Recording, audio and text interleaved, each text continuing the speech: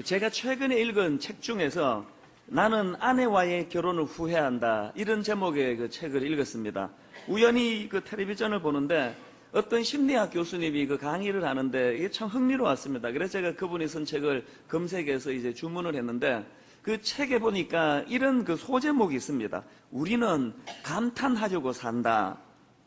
거기서 저자가 뭘 강조하고 싶은가 하면은 인간에게는 감탄의 욕구가 있다는 겁니다. 그러면서 그 설명하기를, 가만히 보니까 모든 이 포유류는 다 그 성숙해서 나온다는 겁니다. 그 망아지든가요, 태어나서 몇 분 있으면 뛰어다닌다는 겁니다.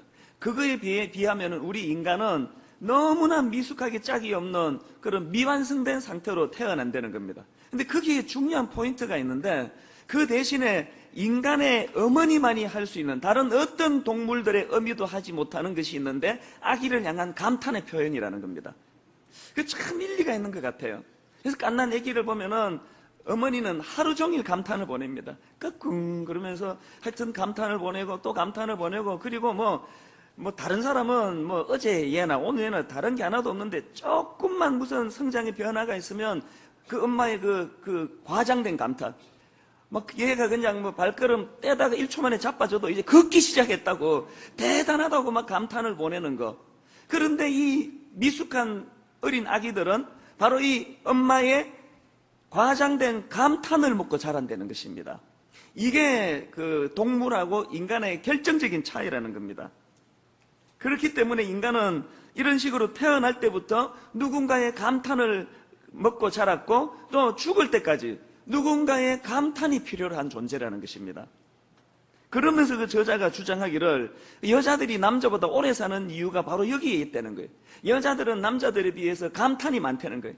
잘 놀래고 잘 웃고, 사실 예배 시간에도 보면은 주로 잘 웃는 분은 여자분들이에요. 사실은 남자분들은 시큰둥하고 그런데, 여자분들은, 그래서 저는 제일 그 신나는 게 아줌마들만 있는 집회.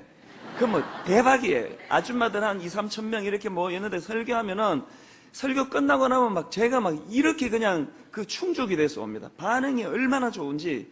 그래서 그게 남자보다 여자 수명이 긴 이유라는 겁니다. 그리고 또 이분이 하는 이야기가, 남자들은 나이가 들어갈수록, 중년이 되고 나이가 들어갈수록 감탄을 받지 못해서 마음이 병들어 간다는 겁니다. 그리고 남자들이 왜 그 집을 두고 룸사롱을 찾는지 아느냐? 바로 이 감탄을 받으러 간다는 거예요. 감탄 공급을 못 받으니까 그 싸구려 여자들에게라도 돈을 쥐어주고, 그래서 룸사롱 가면은 그렇게 감탄을 많이 한다네요. 오빠 멋있어요 막 그러면서 그렇게 감탄을 많이 한대요. 저는 그걸 보면서요, 그게 뭐 남자들의 비겁한 변명인지 또 실제로 그런 게 있는지는 모르지만, 그러나 우리 이 여자분들이 한번 좀 생각할 거리는 있다고 생각합니다. 그리고 그럼 교회는 또 어떻게 돼야 되는가? 이단이 왜 이렇게 극성을 부리는가 생각했더니, 이게 보니까 이단이 영적 룸사롱이에요. 보니까 이단들은 사랑을 엄청나게 해준대요. 그래서 제가 몇 명 그런 사람 만났습니다. 시큰 복음 전하고 다 정리하면 고개를 끄덕끄덕거리고요. 그 목사님 말씀이 맞는 것 같은데, 근데 목사님 저는 여기 못 떠납니다. 왜 그러냐 하니까, 자기가 너무 외롭고 고독할 때 그 단체에서 너무나 극진한 사랑을 해줬기 때문에 떠날 수가 없다는 거예요. 그래서 제가 이단이 극성하는 거는 기존 교회의 감탄이었기 때문에, 가정에서 아내와 자녀가 아버지는 그냥 돈 찍어내는 기계인 줄 알고 돈만 갖다 주면 쳐다보지도 않는 소외감을 보내고 감탄을 흘러보내지 않을 때, 싸구려 룸사롱을 찾아서 감탄을 돈으로 사는 것처럼, 기존 교회가 사랑이 식어버리고 기존 교회가 서로 감탄을 보내지 않으면 이단 교회가 극성을 부리는 현실이다.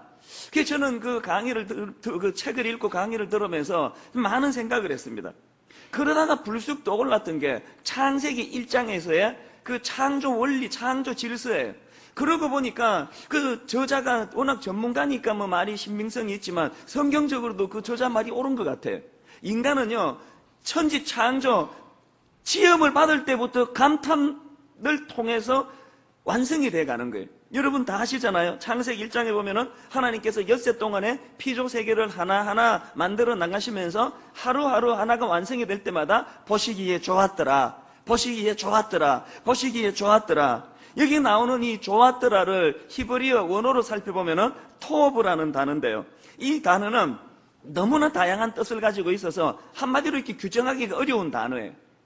영어로 이제 이 토브라는 단어를 번역을 한 걸 보니까 뭐 단어가 한 열 몇 개가 되는 것 같아요. 그 중에 보니까 beautiful, 또 cheerful, 또 fine, 또 joyful, 뭐 그 외에도 엄청 많은데 발음 안 되는 거 다 빼고 그래가지고 몇 개만 읽어드렸는데요.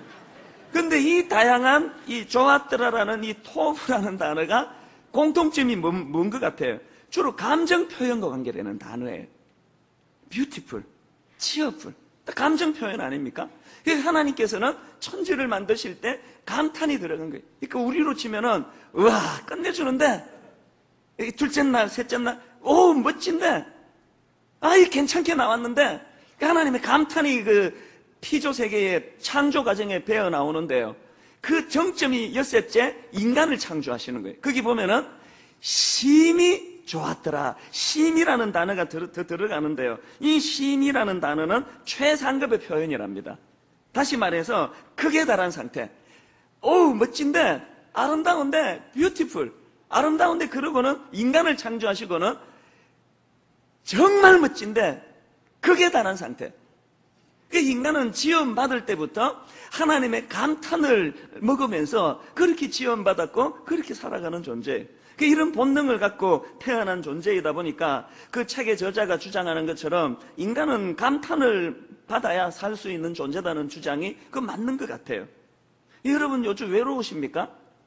아까 1부 예배 딱 마치고 어떤 분이 게시판에 글을 올렸는데 목사님께서 팔을 벌려서 오 아름다운데 원더풀, 뷰티풀 그렇게 이야기한 그걸 가지고 너무 격려를 받았다는 거예요. 인간이 세상에 나가서 이런 감탄을 먹지 못해서 마음이 아프고 마음이 시름시름 병이 들 때 여러분 예배를 사모하세요.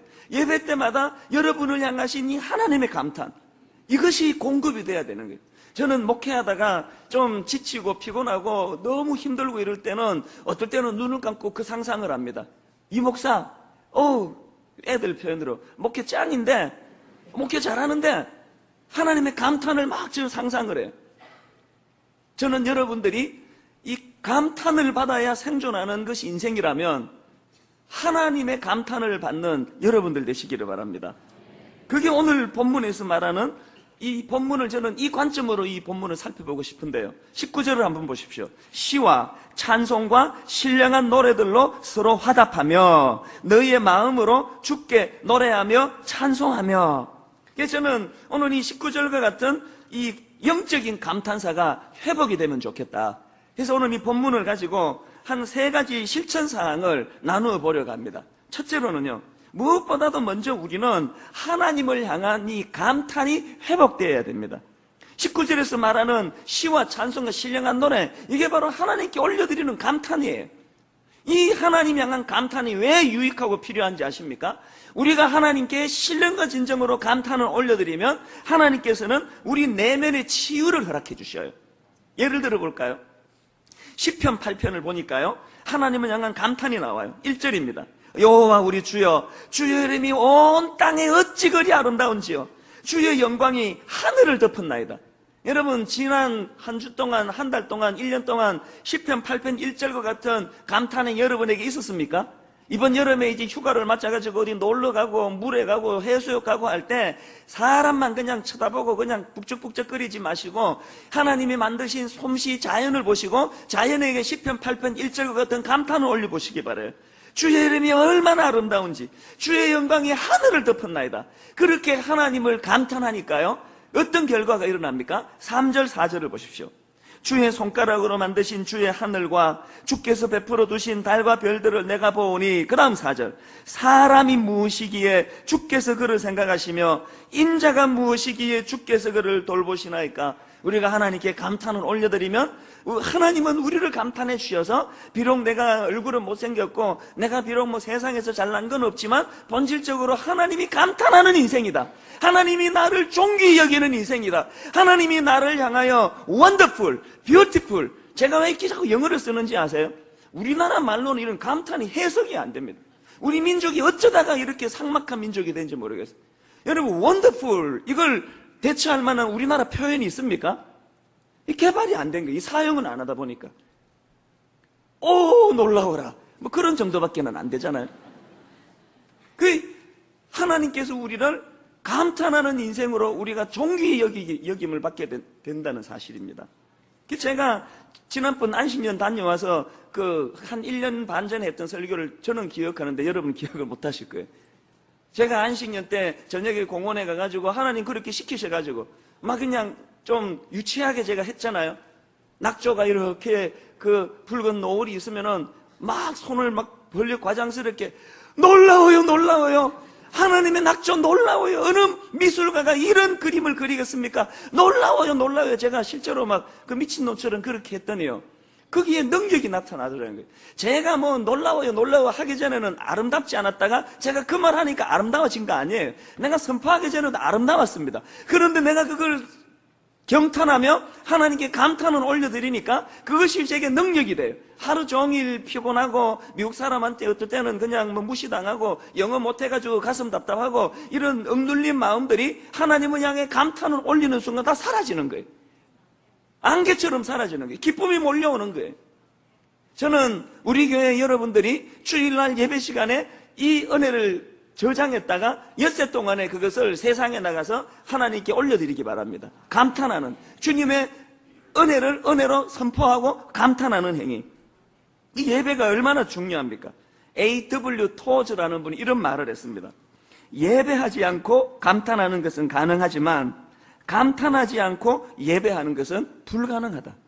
그래서 오늘 우리들의 예배에서 회복해야 되는 건 우리나라의 이 동양 문화권 그냥 뚱하게 있는 것이 점잖은 것이라고 생각하는, 제가 솔직히 저도 뭐 여러분 저도 나이가 50이 넘었고 저도 여러분 못지않게 신사고 점잖은 사람이에요. 그러나 제가 여러분 이 감탄을 유발시키려고 내가 무슨 체면이 있습니까? 어떨 때는 유치하게 짝이 없는 짓을 해서라도 여러분을 막 이렇게 업시키려고 노력하는 거는 예배가 이렇게 드리면 안 되는 거예요. 감탄해야 돼요. 작은 것에도 기뻐하고 그것을 표현하고 감사하고 나누어야 돼요. 그 왜 웃기는데 안 웃느냐고요? 나 이해가 안 되는 것이.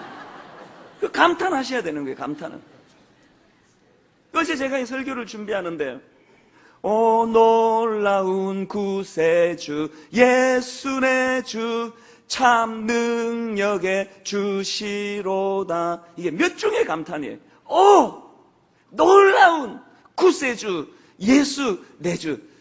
예수 내 주까지 가는데 절차가 많아요. 감탄이 계속 2중 3중으로 반복이 돼.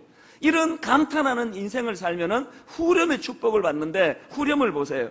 메마른 땅을 종일 걸어가도 어떻게 된다고요? 나 피곤치 아니하며. 우린 자꾸 메마른 땅을 촉촉히 적셔달라는 거예요. 우린 자꾸 험난한 땅을 평탄케 해달라는 거예요. 그러면 피곤치 않을 거라는 거예요. 아니에요. 하나님은 우리가 그런 훈련하는 과정에서 열악한 땅을 지나가지만 그 과정에서 하나님을 감탄하고 하나님께 감사하며 하나님께 영광을 돌려드리면 메마른 땅을 걸어가는데도 피곤치 아니하는 은혜가 주어진다는 겁니다. 이번 한 주간 동안 여러분 이런 은혜를 누리시기 바랍니다. 그때 설교하면서 제가 성 어거스틴 말을 인용해 드린 거 기억나시죠? 논쟁할 사람은 논쟁하라. 나는 하나님을 놀라워하리라. 불평 불만할 사람은 그렇게 하라. 그 시간에 나는 하나님은 놀라워하리라. 이것이 메마른 땅을 종일 걸어가도 피곤치 않는 인생의 비결이라는 것입니다. 그런가 하면 두 번째로 우리가 기억해야 되는 것, 그 하나님 향한 감탄이 확산되고 확장되어야 된다는 겁니다. 이것이 19절에 나오는 서로 화답하며의 정신 아닙니까? 누군가가 여러분에게 하나님을 향한 감탄이 선포되어질 때 거기서 차단시키지 마시고 그것을 확산시켜야 돼요. 나누어야 돼요. 선포해야 돼요. 우울하고 답답한 그런 마음들도 확산이 잘 되지만 하나님을 향한 이 감탄, 이 찬양, 이 기쁨, 이것도 옆 사람에게 흘러간다는 사실이에요. 여러분 창세기 2장 23절에 보니까 놀라운 감탄이 나옵니다. 아담이 이르되 이는 내 뼈 중에 뼈요 살 중에 살이라. 이것을 남자에게서 취하였은즉 여자라 부르리라. 세상에 남편이 아내를 향하여 바칠 수 있는 가장 큰 감탄이 아담에게 있더라고요. NAC 주석에 보니까 여기 23절은요 감정의 극에 달한 시적인 표현이라 말합니다. 내 뼈 중에 뼈요 살 중에 살이요. 아담이 이게 어떻게 가능했을까요? 하나님으로부터 감탄을 받은 인생, 심히 좋았더라 칭찬받는 하나님의 감탄을 경험한 그 인생은 자기가 받았던 그 감탄을 옆 사람에게 흘려보내는 거예요. 그 제가 읽었던 그 책에 보니까요, 가정의 행복을 점검하는 잣대가 하나 있는데 그 가정의 하루 동안에 얼마나 많은 감탄사가 흘러나오느냐, 그게 그 가정이 행복한지를 점검하는 잣대랍니다. 솔직히 반성 많이 했습니다. 제가 집에 가서 제일 많이 하는 말, 놀라워요 놀라워가 아니에요. 피곤하다 나 건들지 마라. 애들도 다 알아요. 아빠 피곤한 존재, 건들면 안 되는 존재. 그게 하나님 앞에서 뭐 그냥 낮 동안에 깨어름 부리지 않았다는 긍정적인 해석도 있지만 가정에 대해서 제가 부끄러운 거예요. 여러분 가장들 돌아보세요. 여러분만 룸사롱 가고 싶은지 아세요? 이 아내들은 그러면 룸사롱 차려야 됩니다. 차려야 돼. 피차간에 마찬가지예요. 그러니까 가정 안에서 우리는 이 하나님을 향한 감탄이 확산되기를. 그래서 피곤해도 집에 가면은 2부 예배가 불리한 게 우리 가족들이 예배를 드리고 있기 때문에 뭐 제가 못하는 일이라고 또 뭐 설교를 못할 수는 없잖아요. 우리 모두가 다 가정의 이 감탄이 회복돼야 돼요. 그래서 여러분 돌아보세요. 우리 집만 그럴까요? 어제 하루 종일 여러분 가정에서 감탄이 얼마나 흘러나왔습니까? 지난 한 주간 여러분 가정에 감탄이 얼마나 흘러나왔습니까? 하나님께서 우리에게 주시는 이 감탄을 흘려보내야 되는 거예요. 이 아담이 자기 아내에게 그랬던 것처럼. 사실 건강한 교회를 가보면은요, 바로 이 원리 그대로 적용이 됩니다. 제가 뭐 보통 실명을 거론 잘 하지 않은데 그 감자탕 교회라고 하는 그 교회, 그 유명한 교회인데요, 그 목사님은 저하고 형님하고 같이 지내는 분이죠. 참 존경합니다. 왜냐하면 실제로 밖에서 소문난 거하고 교회가 똑같기 때문에. 언젠가 제가 그 교회에 집회를 갔더니요, 깜짝 놀랐습니다. 주차장에 주차하면서부터 뭐 그냥 애고 어른이고 만나는 사람마다 저한테 와서 사랑한다는 거예요. 사랑합니다, 사랑합니다. 보니까 남자들도요, 양복 입고 넥타이 메고 뭐 머리가 희끗희끗한데 얼굴은 애 같은 표정으로 사랑합니다, 사랑합니다. 근데 보니까 이게 되더라고요. 굉장히 인상적이었어요. 아니나 다를까 제가 그 집회를 인도하는데 막 예배가 막 살아 꿈틀꿈틀 움직여요. 그래서 저는 그 근처로 이사가는 분들에게 그 교회 가라 이야기합니다. 너무 밝아서. 유명해서가 아니에요. 그 교회 목사님은 누가 분당으로 이사갈 때 분당 우리 교회로 가라 그럴 것 같기도 하고 안 할 것 같기도 해요. 우리는 그 교회에 비하면 상대적으로 어두워요. 더 점잖아서 그렇습니까? 하나님 앞에서 우리는 어린아이처럼 하나님으로 받았던 그 놀라운 감탄을 흘려보내야 돼. 오늘 여러분도 감탄이 필요로 한 존재지만 오늘 여러분 옆에 있는 그분도요, 감탄을 먹어야 자라는 존재라는 거예요. 감탄이 흘러 넘쳐야 돼요. 그래서 그 미국의 유명한 목사님 이야기 해드렸잖아요. 뭐 유명한 목사님인데요, 어느 날 이 목사님이 설교를 마치고 가는데 성도 한 분이 막 따라오더니 목사님 오늘 말씀이 너무 좋았다는 거예요. 내 인생에 너무나 중요한 말씀을 주셨다고 그렇게 막 그 말씀 드리니까 갑자기 목사님이 이렇게 눈물 흘리시더라는 거예요. 이 성도가 깜짝 놀라가지고 아니 목사님 왜 그러시냐 그랬더니 그 목사님 하는 말씀이요, 이런 이야기를 하도 못 들어가지고 자기 마음에 이렇게 열등감이 많고 설교에 대해서 고민이 많았는데 이렇게 말씀해 주시니까 자기가 너무 치유가 된다고 그러면서 막 눈물을 막 흘리시더라는 거예요. 그 유명한 목사님이. 이제 이번 주는 좀 이제 기대가 됩니다.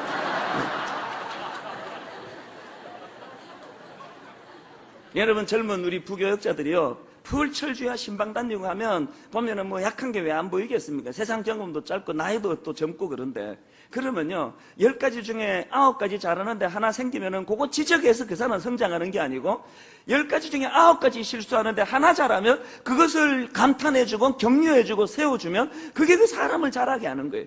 자녀도 마찬가지예요. 지적 많이 해서 바뀌는 게 아니더라고요. 왜? 이게 하나님의 법칙이니까. 감탄을 먹어야 성장하는 게 인간의 법칙이니까. 분당 우리 교회와 우리 모든 가정에서는 이 감탄이 흘러넘치는 또 회복이 되는 그런 공동체가 되기 바랍니다. 배웠으면 실천해야 될 거 아니에요. 두 분.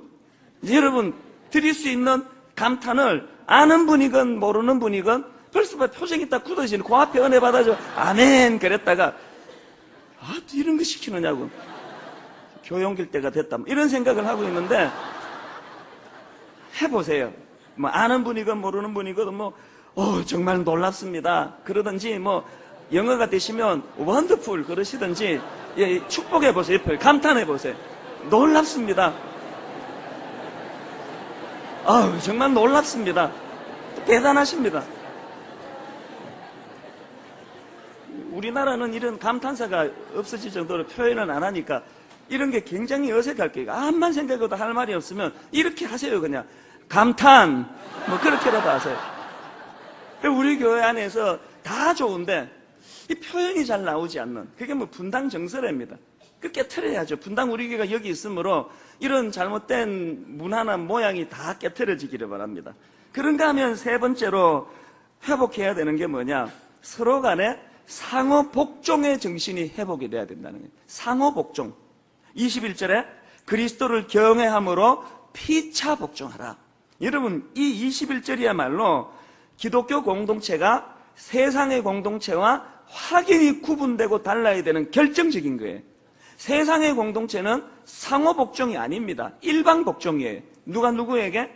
어린 사람이 나이 드신 어른에게, 직장의 후배가 상사에게, 자녀가 부모에게, 직급이 낮은 사람이 높은 사람에게. 이게 세상의 법칙이에요. 그런데 성경의 법칙은 피차 복종이에요.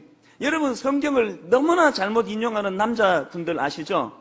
바로 그 다음 22절에 나오는 아내들은 남편에게 복종하라는 그 말씀을 가지고 너무 잘못 활용하는 거예요. 봐라, 복종하라고 그런 거 아니냐. 여러분, 그거는요 이단하고 똑같아요. 지 읽고 싶은 거 딱 따가지고 읽는 그건 나쁜 해석이에요. 이 21절의 상호 복종이라는 것은 그 다음 나오는 부부관계, 자녀와 부모와의 관계, 조언과 상전의 관계를 전체를 통합하고 아우르는 근본 정신이에요. 그러면 성경에 복종하라고 돼 있지 않느냐? 아내들은 남편에게 복종하라고 돼 있지 않느냐? 이 상호 복종의 정신은요, 그러면 남편은 아내에게 뭘 요구합니까? 교회가 주님이 교회를 사랑하듯 사랑하라는 게 남편은 아내를. 이 사랑의 개념은요, 복종의 개념을 포괄하는 개념이에요. 그렇기 때문에 가정 안에서 아내만 남편에게 복종하는 것이 아니라 아내도 남편을 복종하고 남편은 아내를 복종하고, 자녀만 부모에게 복종하는 것이 아니라 부모도 자녀에게 복종하고. 제가 보니까 부교육자에게 제가 복종하는 것이 어려워요. 왜 어려운가 보니까 저의 교만 때문이에요. 나 담임 목사인데, 나이가 내가 더 많은데. 오늘 우리는 이 상호 복종의 개념, 이게 어떻게 가능한가 보니까 21절에 그 답이 나와요. 피차 복종하라는 말씀 앞에 무슨 전제가 나옵니까? 그리스도를 경외함으로. 그리스도를 경외한다는 게 뭡니까? 그분의 근본 정신을 내가 습득하는 거 아닙니까? 그분의 근본 정신이 담겨져 있는 빌립보서 2장 5절부터 8절입니다.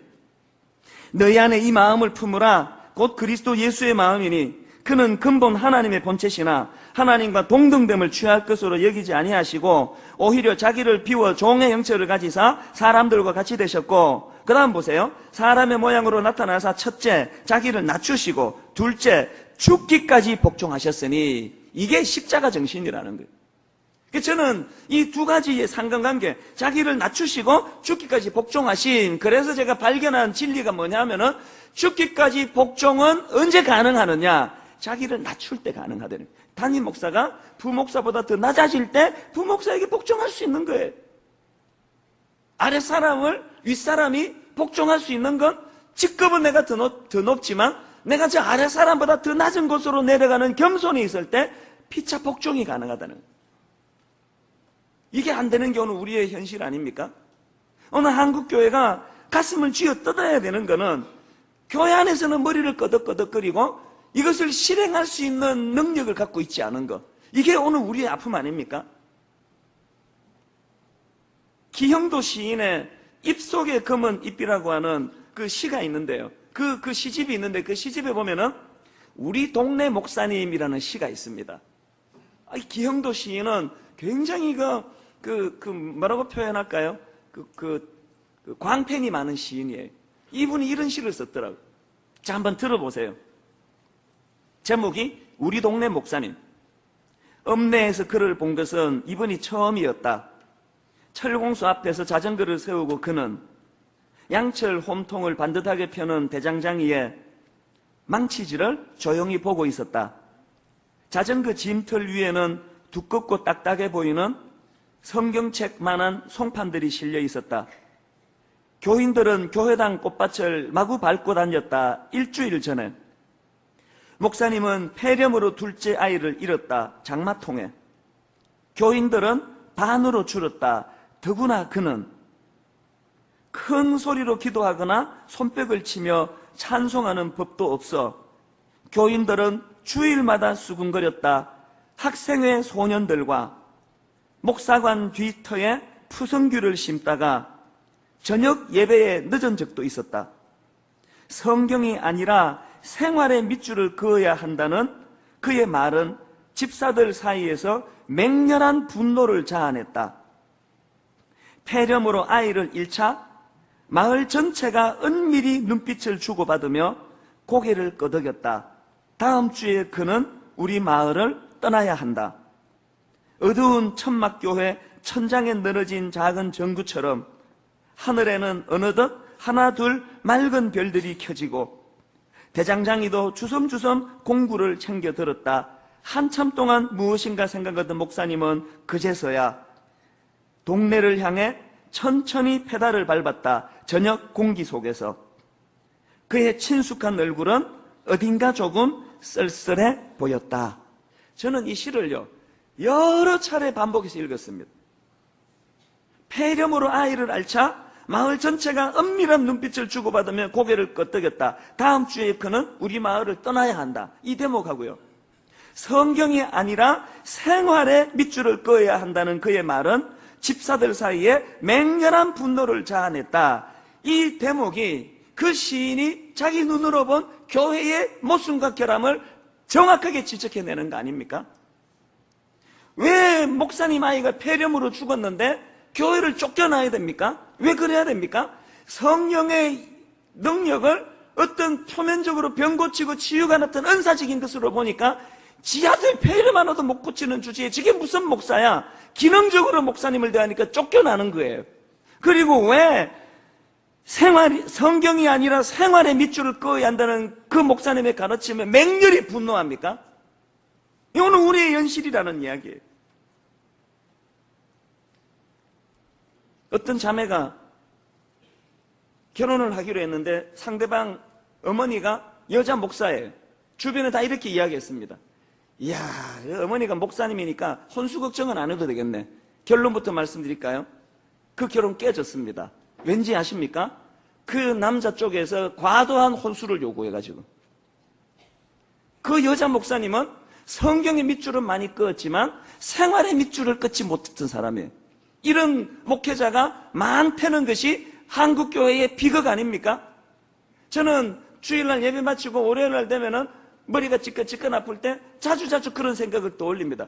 어제 1부부터 5부까지 그렇게 떠들어대는 침 튀기며 떠들어대는 그 말에 10분의 1만 내가 이번 주에 실천하면 좋겠다. 성경의 밑줄을 끊는 한국교회가 생활의 밑줄 끊는 일을 너무나 소홀히 한 나머지 성령의 능력을 아들 폐렴 고치는 어떤 탁월한 그 무엇으로 해석하는 현실이 우리를 이 지경으로 만든 거 아닙니까? 저는 법정 스님의 산에는 꽃이 피네라는 책을 읽으면서 가슴이 찢어지는 아픔을 느꼈습니다. 왜 아팠는지 아세요? 하나님 없는 그분 아닙니까? 성령님 안 계신 그분 아닙니까? 그럼에도 불구하고 한 인간의 처절한 몸부림과 수도 생활만으로도 저런 무욕의 경지까지 갈 수 있는 것이 인간의 애씀이라면 오늘날 우리는 뭐냐는 거예요. 우리는 이 탐욕에 쩔어있는 수많은 목회자들의 모습은 뭘로 해석할 수 있느냐는 거예요. 성경에는 밑줄을 끊는 데 바빴지만 생활의 밑줄 끊기에는 법정선임 흉내도 내지 못하는 우리의 현실이 너무 아프게 제가 느껴진 거예요. 예수님이요 땅끝까지 복음을 전하라 그랬을 때 저는 그렇게 해서 그 책을 읽다가 그런 생각을 했습니다. 이건 예수님의 복음에 대한 자신감이다. 기계적으로 가서 뭐 전도지 돌려라 그 뜻일까요? 네가 복음으로 변화되고 하나님의 감탄을 회복하고 네 심령의 변화가 일어나면 그것은 주님이 가지고 있는 그 복음에 대한 자신감이에요. 이 복음이라는 컨텐츠가 얼마나 우월적인가를 보여주는 거예요. 그런데 우리는 생활의 밑줄은 끊지 않고 기계적으로 시켰다 그래서 백날 태신자 작정하고 해봐야 아무런 일도 일어나지 않습니다. 태신자 작정하기 전에 생활의 밑줄 끊는 훈련이 먼저 되어야 되기 때문이에요. 복음이라는 컨텐츠가 우월하다는 주님의 그 자신감을 우리가 지금 무너뜨리고 있지 않습니까? 슬픈 거예요. 2시간 전에 아침에 6시 좀 넘어가지고요, 새벽같이 일어나가지고 설교 준비를 다 끝내고 결론에 마지막 점 딱 찍으면 마음이 기뻐요. 너무너무 마음이 기뻐가지고 그 트위터에다가 간단하게 이런 글을 올렸습니다. 아침에 출정식을 앞둔 병사의 심정이 이럴까요? 예배를 앞둔 설교자의 마음은 뜁니다. 간단하게 제가 그 글을 올리고 그렇게 하고 이제 씻고 교회를 향해서 왔는데요, 바로 얼마 뒤에 내가 글 쓰자마자 그 글에 대해 댓글이 올라왔습니다. 이렇게 올라와 있더라고요. 아마 목사님은 교인이 많아서 그럴 겁니다. 어떤 분은 새벽기도 한 명 놓고 설교하신다던데 그런 목사님들은 아마 오늘도 패배의식에 사로잡혀 있지 않을까 싶네요. 모든 게 숫자로 평가되는 시대니까요. 그냥 이분의 프로필을 들어가 봤어요. 크리스찬 이렇게 적혀 있더라고요. 다른 말이 필요 없어요. 슬펐습니다. 세상의 논리와 세상의 법칙으로 목사를 보고 교회를 볼 수밖에 없는 이 현실, 슬펐습니다. 왜 이런 일이 일어날까요? 성경에 밑줄 끊는 일, 11조 내라. 예배 빠지면 안 된다. 성경 읽어라. 철학에도 참석해라. 성경에 밑줄 끊는 일은 강조하고 많이 가르쳤지만 생활에 밑줄을 끊는 일. 그래서 우리 마음속에서 피차 복종하려고 몸부림치고 낮아지려고 애쓰고 주님의 십자가의 정신이 삶 속에 구현되고 이런 것들이 빠져버린 종교생활로 전락하니까 교회 숫자는 엄청나게 많이 몰려드는데 권력은 대통령까지 배출했는데 이 모양 이 꼴이 된 거라고요. 결론을 맺으려고 합니다. 모범적인 그리스도인의 삶을 살고 있는 탤런트 김혜자 씨요. 이분은요, 월드비전을 통해서 세계의 가난한 나라의 어린이 103명을 결연해서 그 아이들을 후원한답니다. 이분이 즐겨 기도하는 기도 제목 하나 알려드리고 말씀을 마무리하려고 합니다. 이분이 이렇게 기도한답니다. 항상 하는 기도. 하나님의 마음을 아프게 하는 것들이 나에게도 고통이 되게 하소서. 하나님의 마음을 아프게 하는 것들이 나에게도 고통이 되게 하소서. 분당 우리 교회가 그 트위터에 글 올려준 그 어떤 분처럼 이제 사람이 막 그냥 엄청나게 많고 그러니까 룰루랄라 하고 있는 그게 아니고 여전히 하나님은 이 시대를 보고 아파하시고 탄식하시면 나도 아파할 줄 아는, 사람 많이 끌어모은 것이 대단한 것처럼 생각하고 있지만 성경의 밑줄 긋기만 가르치고 생활의 밑줄 긋기를 가르치지 않아서 이런 수치와 조롱을 당하는 현실을 아파하실 하나님 마음을 헤아려 나도 그것이 고통이 되기를, 이 기도가 우리 주중에 드려져야 될 기도라는 사실입니다. 3가지 말씀을 드렸습니다. 여러분, 무엇보다도 하나님을 향한 감탄이 회복되기를 바랍니다. 그리고 그 감탄이 확산되고 확장되기를 바랍니다.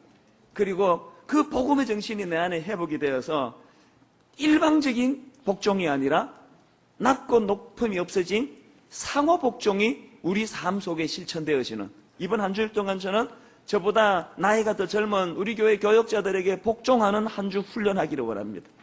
여러분 직장 상사 계시면 아랫사람들에게 복종하는 훈련하는 한 주간 되시기 바랍니다. 부모님들은 자녀의 말에 귀를 기울이며 복종하는 한 주간 되도록 훈련하는 여러분 되시기를 바랍니다. 이것이 가능하려면 우리의 교만이 꺾여지고 십자가의 낮아짐의 정신이 회복되어야 된다는 사실입니다. 오늘은요, 또 비가 엄청 오고 이 안에서 받았던 은혜 문 열고 주차장에서 다 쏟아버리는 일이 일어날까봐 일찍 맞춰 드리려고 해요. 다 자리에서 일어나셔서 우리 찬양 같이 부르시고요. 나의 가장 낮은 마음 주님께서 기뻐하시고 하나님 이 찬양 가사 그대로 구현되게 하여 주시옵소서. 우리 가사 생각하면서 찬양합니다. 나의 가장 낮은 마음, 나의 가장 낮은 마음 주님께서 기뻐하시고 작은 일에 큰 기쁨을 느끼게 하시는 도 내가 지쳐 무력할 때 내가 지쳐 하나님의 감탄이 필요한 거예요. 주님 내게 힘이 되시고 아름다운 하늘나라 내 맘에 주시는 도다. 우리에게 축복하신 하나님 사랑 낮은 자를 높여주시고 아름다운 하늘나라 허락하시고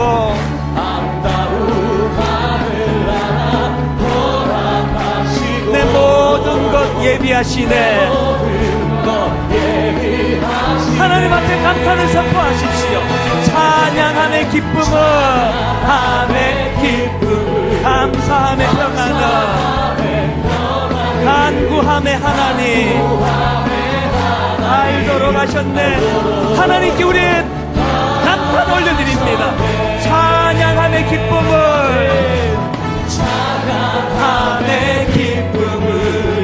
감사함의 평안을 간구함의 하나님 알도록 하셨네. 다시 한번 선포하십니다. 나의 가장 낮은 마음, 나의 가장 낮은 마음 주님께서 기뻐하시고 작은 일에 큰 기쁨을 느끼게 하시는 도다. 내가 지쳐 무력할 때 주님 내게 우리를 향하신 하나님의 감탄을 들으세요. 아름다운 하늘나라 내 마음에 주시는도다. 아멘. 우리에게 축복하신 하나님 사랑 낮은 자들 높여주시고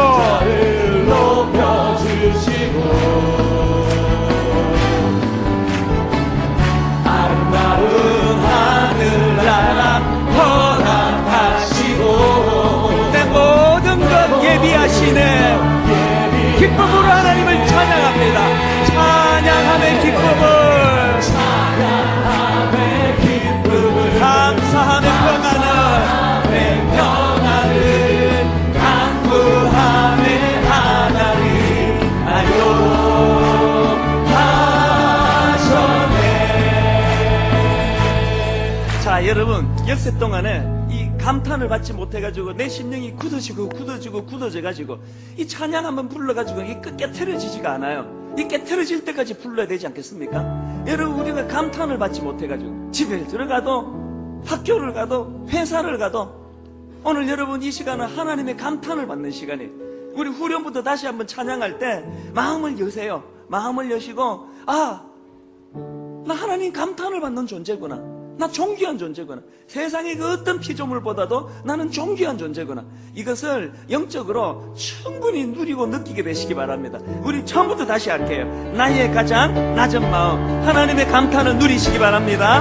나의 가장 낮은 마음 주님께서 기뻐하시고 작은 일에 큰 기쁨을 느끼게 하시는 도다. 내가 지쳐 무력할 때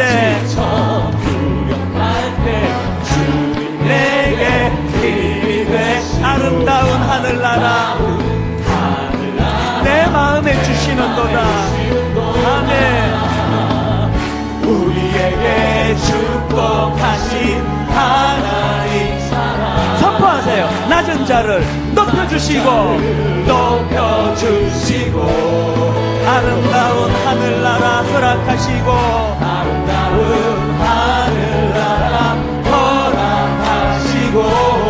내 모든 것 예비하시네. 힘있게 선포하십시오. 찬양함의 기쁨은 감사함의 평안을 간구함의 하나님 알도록. 마지막으로 찬양함의 기쁨을